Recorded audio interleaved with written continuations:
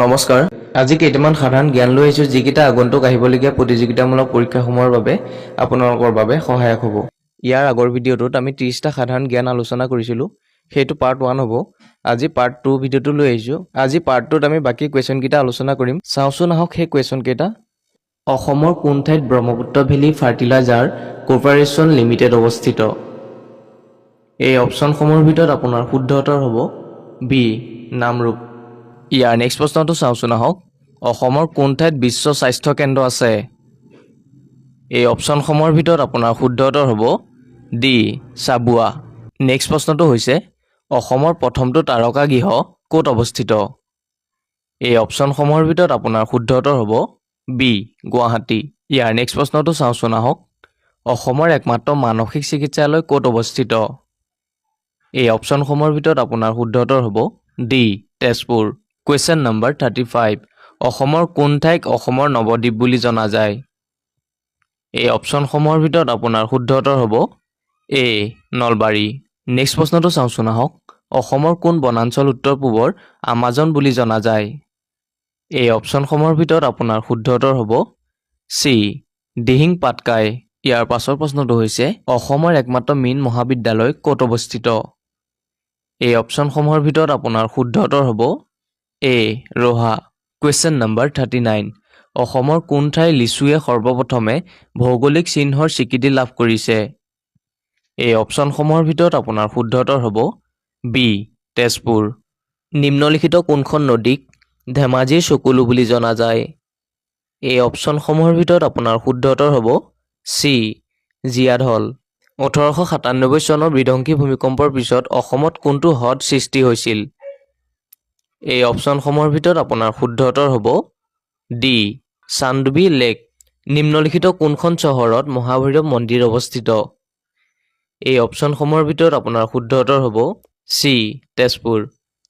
ডিব্ৰু চৈখোৱা ৰাষ্ট্ৰীয় উদ্যান ক'ত অৱস্থিত? এই অপশ্যনসমূহৰ ভিতৰত আপোনাৰ শুদ্ধ উত্তৰ হ'ব C Dibrugarh and Tinsukia. Question number 44 Sonai Rupai বন্যপ্ৰাণী অভয়াৰণ্য ক'ত অৱস্থিত? এই অপশ্যনসমূহৰ ভিতৰত আপোনাৰ শুদ্ধ উত্তৰ হ'ব বি শোণিতপুৰ। ইয়াৰ পাছৰ প্ৰশ্নটো চাওঁচোন আহক। তলত উল্লেখ কৰা কোন মন্দিৰক অসমৰ সাজু ৰাহু বুলি জনা যায়? এই অপশ্যনসমূহৰ ভিতৰত আপোনাৰ শুদ্ধ উত্তৰ হ'ব ডি মদন কামদেৱ টেম্পল। ইয়াৰ নেক্সট প্ৰশ্নটো চাওঁচোন আহক। অসমৰ কোনখন জিলাত নুমলীগড় শোধনাগাৰ অৱস্থিত? এই অপশ্যনসমূহৰ ভিতৰত আপোনাৰ শুদ্ধ উত্তৰ হ'ব ডি গোলাঘাট। কুৱেশ্যন নম্বৰ 47 অসমৰ কোন জিলাত গৰমপানী বন্যপ্ৰাণী অভয়াৰণ্য আছে? এই অপশ্যনসমূহৰ ভিতৰত আপোনাৰ শুদ্ধ উত্তৰ হ'ব এ কাৰ্বি আংলং। ইয়াৰ পাছৰ প্ৰশ্নটো চাওঁচোন আহক। উমানন্দ মন্দিৰ কোন পাহাৰত অৱস্থিত? এই অপশ্যনসমূহৰ ভিতৰত আপোনাৰ শুদ্ধ উত্তৰ হ'ব বি ভস্মাচল। কাৰ্বি মালভূমিৰ আটাইতকৈ ওখ শৃংগটোৰ নাম কি? এই অপশ্যনসমূহৰ ভিতৰত আপোনাৰ শুদ্ধ উত্তৰ হ'ব চি সিংহাসন। নিম্নলিখিতসমূহৰ কোনটো শিৱসাগৰত অৱস্থিত? এই অপশ্যনসমূহৰ ভিতৰত আপোনাৰ শুদ্ধ উত্তৰ হ'ব চি ৰংঘৰ। ইয়াৰ পাছৰ প্ৰশ্নটো হৈছে অসমৰ প্ৰথম মহিলা বিশ্ববিদ্যালয় ক'ত অৱস্থিত? এই অপশ্যনসমূহৰ ভিতৰত আপোনাৰ শুদ্ধ উত্তৰ হ'ব এ যোৰহাট। কুৱেশ্যন নম্বৰ 52 অসমৰ কোন ঠাইত ভাৰতৰ একমাত্ৰ কয়লাৰ মিউজিয়াম অসমত আছে? এই অপশ্যনসমূহৰ ভিতৰত আপোনাৰ শুদ্ধ উত্তৰ হ'ব এ মাৰ্ঘেৰিটা। কুৱেশ্যন নম্বৰ 54 অসমৰ কোন ঠাই হিন্দু ইছলাম আৰু বৌদ্ধ এই তিনিটা প্ৰধান ধৰ্মাৱলম্বী লোকসকলৰ সংগমস্থল? এই অপশ্যনসমূহৰ ভিতৰত আপোনাৰ শুদ্ধ উত্তৰ হ'ব ডি হাজো। অসমৰ কোন ঠাইত গেছ ইলেক্ট্ৰিক প্ৰজেক্ট অৱস্থিত? এই অপশ্যনসমূহৰ ভিতৰত আপোনাৰ শুদ্ধ উত্তৰ হ'ব এ কঁঠালগুৰি আৰু ডিব্ৰুগড়। ইয়াৰ নেক্সট প্ৰশ্নটো হৈছে অসমৰ কোন দুখন ঠাই ইউনেস্কোৰ দ্বাৰা স্বীকৃতিপ্ৰাপ্ত বিশ্ব ঐতিহ্য ক্ষেত্ৰৰ তালিকাত আছে?